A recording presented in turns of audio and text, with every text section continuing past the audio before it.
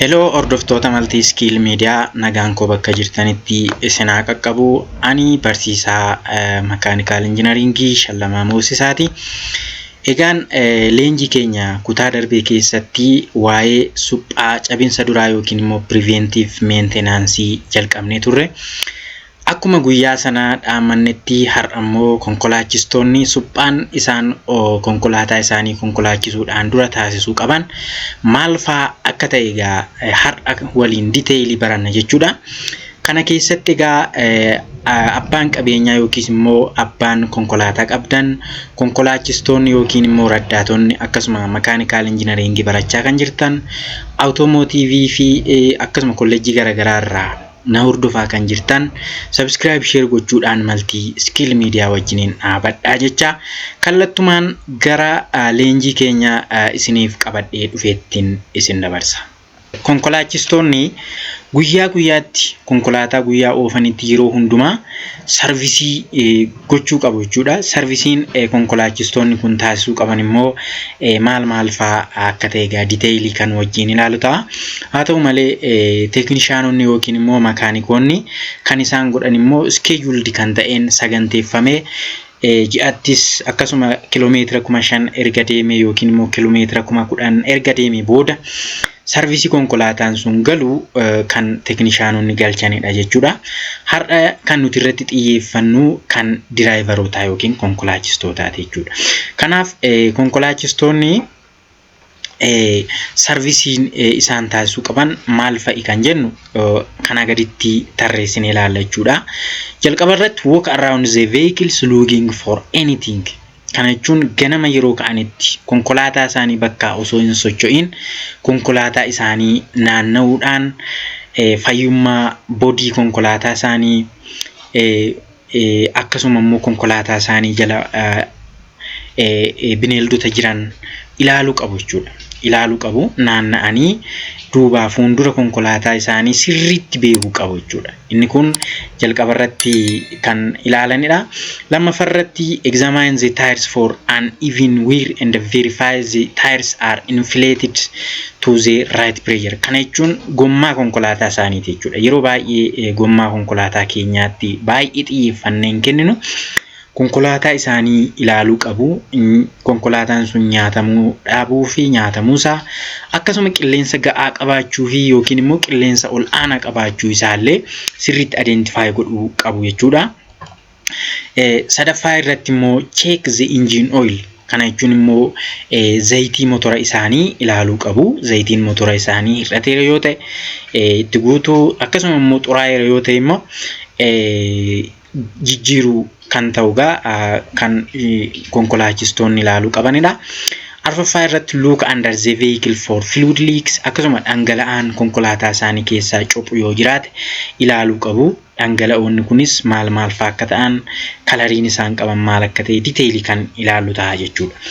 Itti aansuun visual check for wear of fan belts akkasuma kutaa motora qorsiisan keessatti fan beltiin jira isaan kun cabuu isaanii nyaatamuu isaanii sirriitti ilaaluu qabu jechuudha. Beltiin nyaatame taanaan faaniin cabe taanaan rakkoo guddaa qaba jechuudha. Isaan kana egaa waan baay'ee waan ilaalla. Jaffarat verifies that engine coolant is at the proper level. Kutaan motora qorrisiisu iddoo gaarii irra yookiin immoo sirrii isa barbaachisu irra jiraachuusaa ilaaluu qabu. Check windshield washer yookiin immoo qulqulleessituu fuuldura konkolaataa keenya yookiin mastaawutii isaanii kan ittiin dhiqan hin hojjechaa jiraachuu fi hojjechuu dhabuusaa ilaaluu qabu jechuudha. Bileed waayiparii akkasuma bishaan achi keessaa qaban sirriitti ilaaluu qabu. Inspect the brake lining, brake system ilaaluu qabu jechuudha. Brake paadii, brake system, fluidii isaallee ilaaluu qabu jechuudha. Akkasuma verify that the turn signal works. Akkasuma gaa signaalonni garaagaraa kan hojjetan ta'uu isaallee sirriitti hubachuu danda'uu qabu jechuudha.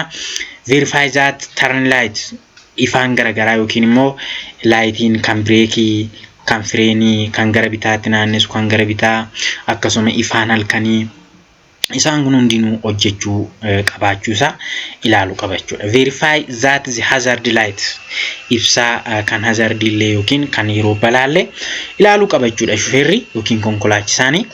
Egaan kanaafi isaan kana tokko isaaniitiin wantoota asirratti tarreeffaman kana tokko isaaniitiin detailii gochaa shufeerri gochuu qabu wal wajjiniin kan itti fufnee ilaalu ta'a jechuudha.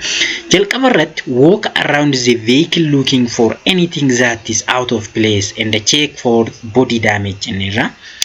Jalqaba irratti konkolaachisaan tokko konkolaataa isaa naanna'ee duubaa fuuldura isaa jala isaa ilaaluu qaba jechuudha. Kana jechuun daa'imman yeroo baay'ee konkolaataa jala ciisuu jaallatu. Saroonni akkasuma bineeldonni garaagaraa konkolaataa isaa jala jiraachuu danda'u. Tokko environmentii naannoo keenya eeguuf naannoon konkolaataa keenya ilaaluu qabna. Itti aansuun bodii konkolaataa keenya ilaaluu qabna jechuudha.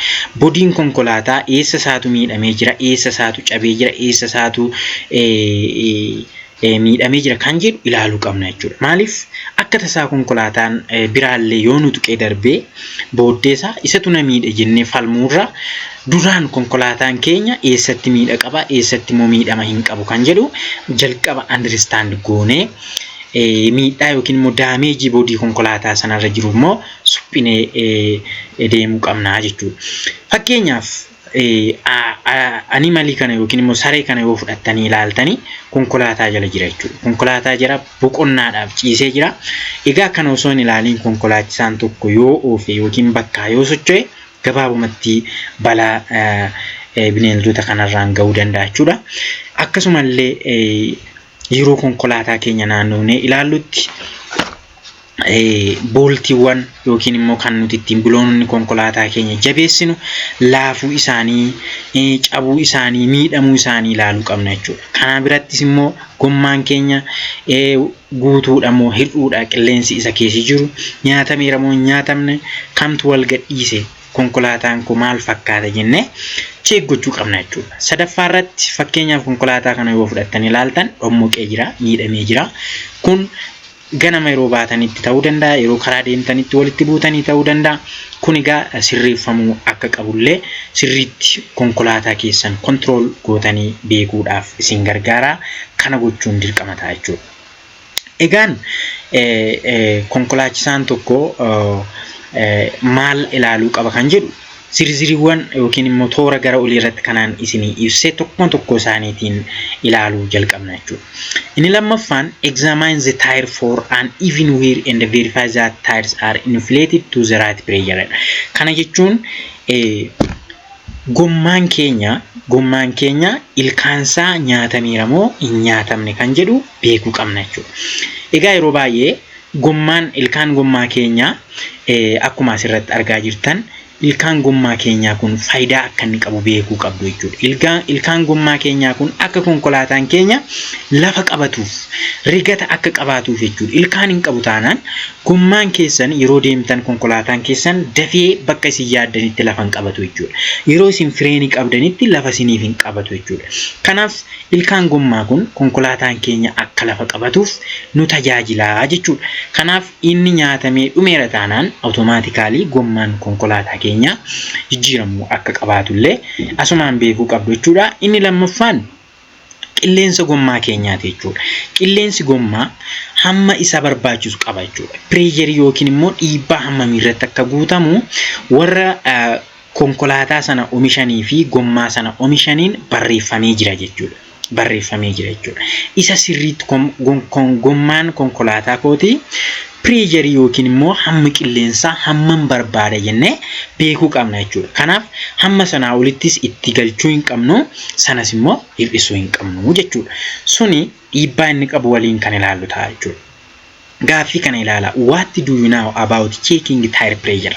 Kanatti seenuudhaaf mee specification konkolaataa keenya irratti barreeffamee jiru keessumaa warri barachaa jirtan yookiin immoo warri suphaa geggeessitan asirratti akkasiin xiyyeeffattan nan barbaada. Gommaa keenya irra kan jiru specification mataa isaa danda'e qaba. Hiikkaan specification kana maali kan jedhume dura understand goona jechuudha. Fakkeenyaaf type of tire kan jedhu P jedhee barreeffamee jira jechuudha. Jalqaba irratti P jechuun maal jechuudha? This is type of tire yookiin immoo gosa gommaa keenyaati jechuudha. Kana jechuun gommaan kun kan inni tajaajiluu fi konkolaataawwan namoota deddeebisan yookiin immoo passenger tire yookiin immoo konkolaataa manaatiif jechuudha kan inni tajaajilu. Akkasuma immoo yoo LT ta'e immoo maaliif light trackidhaaf jechuudha. Light track bakka kana bakka P jedhu kanatti LT jedhee yoo barraa'eera ta'e light vehicle yookiis immoo konkolaatota track ta'anii sasalphaa ta'aniif kan gargaaru ta'uu isaati jechuudha. Itti aansine yoo ST ta'e immoo maanni special traileridha jechuudha. Kun immoo konkolaattota specialii ta'an fi kan barreeffamu ST jedheeti jechuudha. Kun iddoo bu'ee yookiin maqaa konkolaattota keenyaa kan bakka bu'uudha jechuudha. Inni itti aanu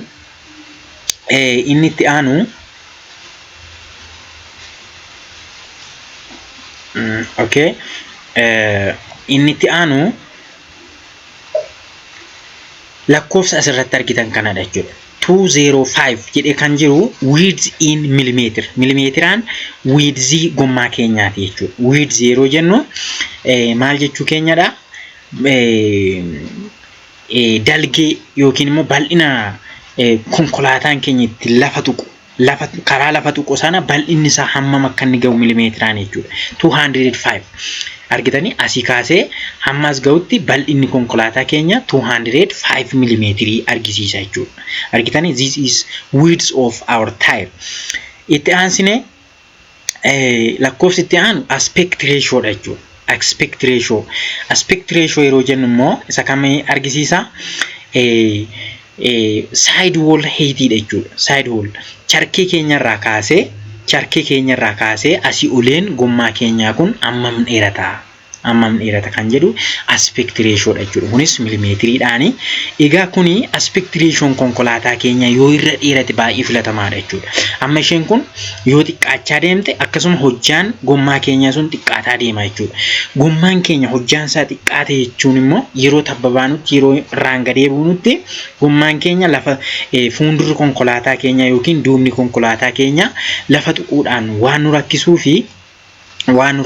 fi aspect ratioon keenya yoo dheeraa ta'e baay'ee filatamaadha jechuudha. Itti aansuudhaani R'dha. R'n kun immoo constructed type dha jechuudha. Constructed type yeroo jennutti konkolaataan keenya gosa radial tire ta'uu danda'a jechuudha. Kun keessa gommaa keenyaa yeroo laallutti radialidha jechuudha. Bifa radialiin kun yeroo baay'ee filatamaadha jechuudha. Argitanii kun widthin konkolaataa keenya radialidha jechuudha. Kan inni hojjetame it is better than others. Inni kan biraan maal jechuu danda'a? Radialii malee kanneen biroos jiraachuu danda'u jechuudha. Inni kan biraan wheel rim diameter dha. Wheel rim diameter fakkeenyaaf kun 16 dha. 16 jechuun isa kam argisiisa? Bal'ina charkee keenyaati jechuudha.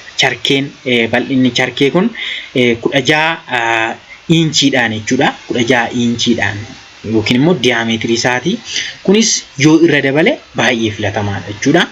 Sun dabale jechuun immoo hojjaan konkolaataa keenyaallee akka inni dabalu ni taasisa. Kun egaa inni standardii mataa isaa danda'e qaba jechuudha. Kana jechuun konkolaatonni manaa standardii mataa isaanii danda'e qabu. Akkuma dura isiniin jedhe P'n passengeriif akkuma jedhe standardii isaaniitiin ilaaltaniif bitattu jechuudha. Itti aansuudhaani 95 jedhee kan jiru maanni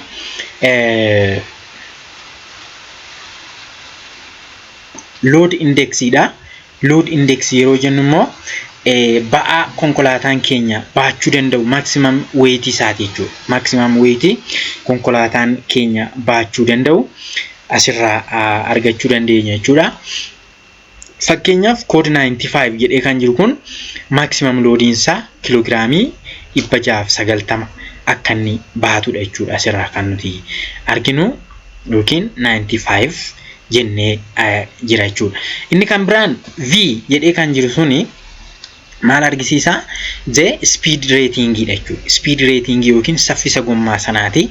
Saffisni gommaa sanaa maal fakkaata kan jedhudha. The maximum fakkeenyaaf kuni maximum insa 149 mph kan jedhu mile per hour dha. Mile per hour itti 149 kilomeetri per hour itti immoo 240 jechuudha. Kilomeetri per hour itti hammam deemuu danda'a gommaan sun kan jedhu maal isaati speed rating dha jechuudha. Saffisa konkolaataa keenyaa illee asirraa baruu dandeenya jechuudha. V'n kun egaa yeroo baay'ee maximum speed dha waan ta'eef baay'ee filatamaadha. Kanneen biroo illee asirraa ilaaluu dandeessu. R yoo ta'e hamma 106 mm mile per hour dha.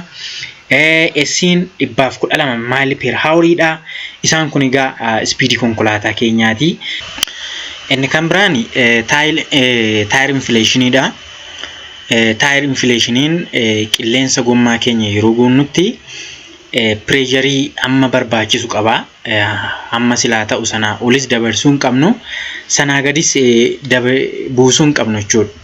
Fakkeenyaaf gommaa kana sadan fudhattanii yoo ilaaltan maal jedha gara olii isaa irratti under inflation, correct inflation fi over inflation jedhee jira jechuudha. Kana jechuun under inflation kan nuti jennu yeroo qilleensi gommaa keenya guutu sun hamma barbaachisu sanaa gadi yoo ta'e under inflation jenna jechuudha. Sirriitti hin guunne hamma barbaachisu sana hin guunne jechuudha. Correct inflation inni jennu immoo isa sirrii pressure barbaachisu sanarra ga'ee gaafa guutamu jechuudha. Over inflation jechuun immoo hamma silaa barbaachisu bira dabarsinee caalatti kan guunu yoo ta'e over inflation jenna jechuudha. Under inflation kuni gommaan keenya bukkee isaa kanaan nyaatamee akka dhumu taasisa jechuudha. Bukkee isaa lamaaniin nyaatamee ilkaan gommaa keenya akka dhumu kan godhu maalidha? Under inflation dha jechuudha. Cina isaa bukkee lamaantu dhuma jechuudha. Gommaan keenya bukkee lamaaniin kan dhumu yoo ta'e kan nyaatamu yoo ta'e under inflation dha jechuudha. Yeroo baay'ee gommaa keenya sirriitti duukaa bu'uu qabna. Correct inflation yoo ta'e garuu gommaan keenya haala sirriidhaan deebi'a jechuudha. Argitanii asitti ilkaan gommaa keenyaa kun fayyaadha jechuudha karaa lachuu. Inni sadaffaan immoo walakkaa gommaatu dhuma jechuudha. Walakkaan isaa nyaatamee kan dhumu yoo ta'e over inflation jenna jechuudha. Kanaaf gommaa keenya yeroo guunnutti akka silaa barbaachisu geejii safartuu pireejara qilleensaa gargaaramne guutuu qabna jechuudha. Safartuun qilleensaa sunis immoo gosoota lama isaanis gosoota lamaan sana keessaa dijitaalii ta'uu danda'a. Akkasuma immoo daayilii ta'uu danda'a. Isaan sana keessaa kan silaa barbaachisu gargaaramne ittiin safarree guutuu qabnaa jechuudha. How to know the decrement of tire pressure? Qilleensi gommaa keenyaa hir'achuu isaa akkamitti beekuu dandeenya? Akkamitti ilaalla? Tokko visual inspection dha. Ija keenyaan ilaallee gommaan keenya qilleensi isaa hir'achuu isaa bira ga'uu dandeenya jechuudha. Bira ga'uu dandeenya jechuudha. Sirriitti qaqqabannee ilaallee yeroo tokko tokko miilumaan tuttuqnee yeroon dhiisnu jiraachuu danda'a. Akkasumas wantaan itti siquudhaan gommaa keenya qaqqabannee ilaallee haala qilleensaa inni irra jiru visual inspectioniidhaan bira ga'uu dandeenya. Inni lammaffaan tire pressure dha jechuudha. Tire pressure monitoring system kan jedhamu jira. Warning lightiin yookiin immoo gabbinaa keenya keessaa qayyii yoo argisiise kun tire pressure dha. Isheen kun bifa keelloo kan ittiin yeroo jirtu it is normal dha jechuudha. Normal dha jechuudha. Yeroo deemnutti bifa keelloo kan argisiistu yoo ta'e normal dha. Yeroo miidhametti garuu warning qayyii kan argisiisu yoo ta'e qayyii argisiisa yoo ta'e rakkoo godhatee jira jechuudha. Qilleensi keenya qilleensi konkolaataa keenya rakkoo godhatee jira. Innis duubamoo fuunduraan kan jedhu beekuu dandeenya jechuudha. Keessumaa konkolaattota resentii ta'an keessatti adda baasaniitu fuunduraan duubaan jedhanii nutti argisiisu. Front rear jedhanii kan duubaan gommaa keenya arfanuu nutti argisiisuu danda'u hamma pireejarii inni qabu. Argitanii kun 35 kun 35 kun 24 kun 34 gommaan keenya arfanuu pireejarii garagaraa qabu jechuudha asirratti yoo understand gootu ta'e. Kanaaf hamma danda'ametti gommaan qilleensa keenya wal qixxaataa ta'uu qaba jechuudha. Kanaaf iddoo hir'ate kanatti gommaa keenya maal gochuu qabna? Qilleensa isaa guutuu qabna jechuudha. Kanaaf geejiin safartuu gommaa keenya it is very important jechuudha. Qabaachuu qabna jechuudha. Konkolaataa keenya sistemni konkolaataa keenyaa kun qabaachuu qaba jechuudha. Amma danda'ametti keessumaa konkolaataa yeroo bittan konkolaatonni recent ta'an egaa kanneen kana sirriitti fayyadamu jechuudha. Itti aansine inni sadaffaan manual tire pressure checkidha. Manualii yookiin immoo manualiidhaanis kan nuti itti safarru jira jechuudha. Manualii yeroo jennu karaadhuma dur beeknuun kan nuti ittiin safarru jira jechuudha. Geejii manualiitiin digitaalii osoo hin taane egaa geejii mataa isaa danda'e amma pireejarii konkolaataa gommaa keenya keessa jiru beekuu danda'a, nutti himuu danda'a. Kan immoo gommaa keenya sana hammam akka inni baachuu danda'u beekuu qabna siniin jedheen ture. Isa faanaa irrateera yoo ta'e ilaallee itti guunnaa jechuudha. Arfaffaan drying feel and performance. Ofiittiidhuma keenya irraa baruu dandeenya jechuudha. Konkolaataa keessa yeroo ooftan fakkeenyaaf steering feels heavier or less responsibility. Steeringin keessan yookiin mariin keessan isiniif ajajamuu dida yoo ta'e humnaan marii keessan naannesitu yoo ta'e it is tire problem ta'uu danda'a jechuudha. Lammaffaan vehicle pulls to one side. Gommaan gar tokkotti kan jallatu yoo ta'e konkolaataan gar tokkotti kan jallatu yoo ta'e gommaa gar tokko keessaa qilleensi hir'achuu isaa argisiisa jechuudha. Reduce fuel efficiency. Akkasuma immoo fuelii keenya illee dafee fixa jechuudha. Argitanii fuelii keenya yookiin nadaajii keenya dafee kan fixu yoo ta'e gommaan keenya dhumuusaa, qilleensi hir'achuusaa kanneen kanarraallee conditionii ofiitii keessanirraallee baruu dandeessu jechuudha. Itti aanee increase stopping distance or poor handling. Kanaaf distaansii breaking distaansii keessanillee maal godha?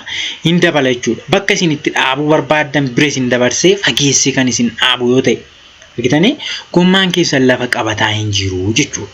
Argitanii lafa qabataa hin jiru jechuudha. Kanaaf milikkitoota kanarraallee rakkoo gommaa keessanii understand gochuu dandeessu jechuudha. Kun tooftaalee rakkoo gommaa konkolaataa keenyaa ittiin beekuu dandeenyu jechuudha. Itti aansine how to check the tire pressure. Sistemoota yookiin immoo geejota gargaaramne akkamitti qilleensa gommaa keenyaa safarraa kan jedhu karaa lamaan ta'uu danda'a. The first one is digital yookiin immoo dialidha. Kun geejota jiranidha jechuudha. Geejota jiran geejota kana qabaachuu qabdu. Keessumaa immoo garaajiittis yeroo safaran geejii kana lamaaniin jechuudha. Gommaa keessan keessa qilleensi hammamta akka jiru gaafa ilaaltan barreeffamaan kan isin agarsiisu yoo ta'e dijitaalidha. Xiyyaan kan isin argisiisu yoo ta'e immoo daayiliidha jechuudha. Kanneen kanaan safarree bira ga'uu dandeenya. Kan biraan kompireesar jiraachuu qilleensa keenya egaa kompireesara keenyatti dura kompirees goone qabaachuu qabna. Kun warri garaajii qabu. How to check the tire pressure jalatti egaa parking safe yeroo gommaa keenya ilaallutti bakka silaa sirrii lafa wal qixxaataarra dhaabuu qabna jechuudha. Gommaan keenya lafa tabbaa yookiin irraan gadiirra ta'uu hin qabu. Lafa wal qixxaataarra dhaabbachuu qaba jechuudha. It is very important. The third one is check for recommended tire. Kanaafiyyuu inni kan biraan manufactureroonni gommaa sana oomishan geejii hammamtu gommaa sana akka barbaachisu yookiin immoo qilleensa hammamtu akka barbaachisu kaaniiru jechuudha. Isaan wal bira qabuu qabdu jechuudha. Qilleensi gommaa kana keessa jiru hir'ateeramoo bira darbe kan jedhu the recommended pressure value jira jechuudha. Ishii kana dagatiina.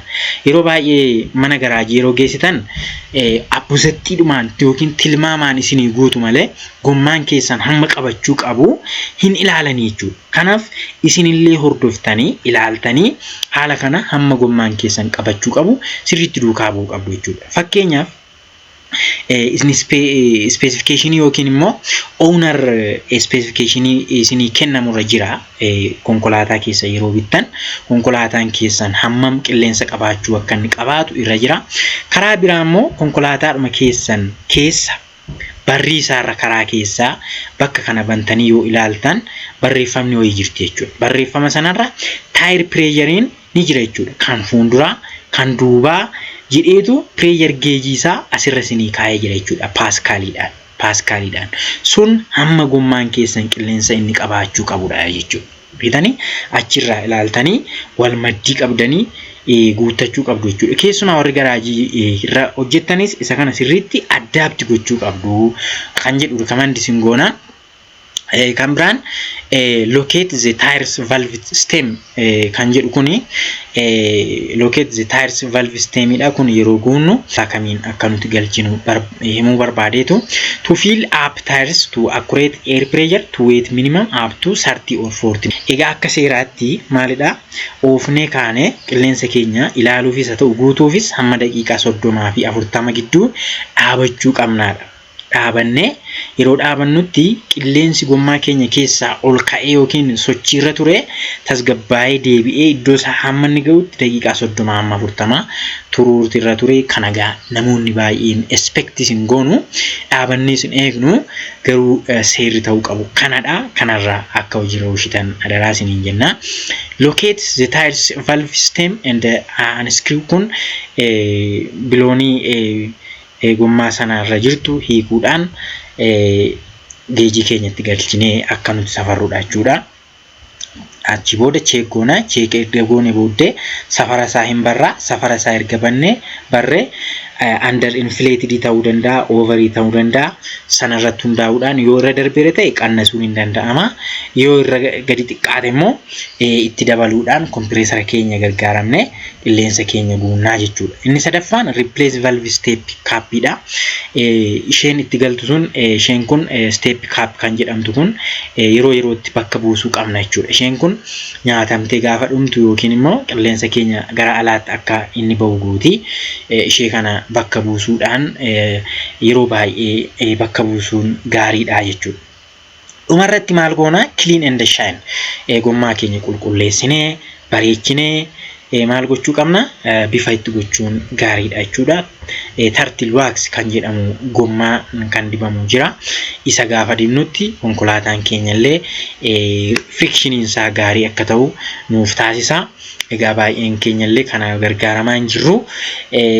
Isaan kana jechuudha steeppiiwwan gommaa keessatti qilleensa keenya yeroo guun ta'uu qaban isaan kanadha.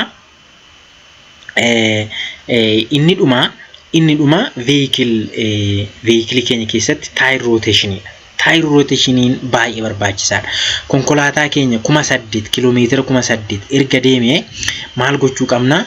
Gommaa keenya bakka wal jijjiiruu qabna jechuudha. Gommaan keenya amma asirratti yoo ilaaltan isa duubaa kana gara fuulduraatti asii isa duubaa gara fuulduraatti isa fuulduraa immoo wal jala kallattii arfaniin wal jijjiiruu qabna jechuudha. Kallattii arfaniinuu kiiloomeetira 8,800 erga deemne odoomeetirii keenya irraa dubbisnee erga deemne booddee dirqama wal jijjiiruu qaba jechuudha. Keessumaa kiiloomeetira 10,000 irratti wal jijjiiruu qaba jechuudha. Konkolaataan keenya gommaan isaa wal jijjiiruu qaba. Yeroo yerootti wal jijjiiruu qaba.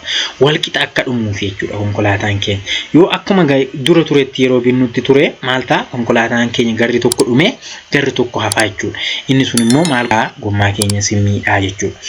Egaan kana fakkaataa kutaa itti aanutti immoo waa'ee engine oiliiti kan nuti ilaallu. Engine oilii yookiin immoo zayitii motora keenya akkamitti akka jijjiirru akkamitti akka teesti goonu waliin kan ilaallu ta'a. Barumsa guddaa argattaniitu jedheen abdii qaba. Subscribe share gochuu hin dagatina. Multi skill media bukkee dhaabbadha. Media keessanidha kan irraa barattan, kan ittiin leenjitan, kan ittiin nageenya keessan eeggattan, kan ittiin qabeenya keessan balaarraa ittistan.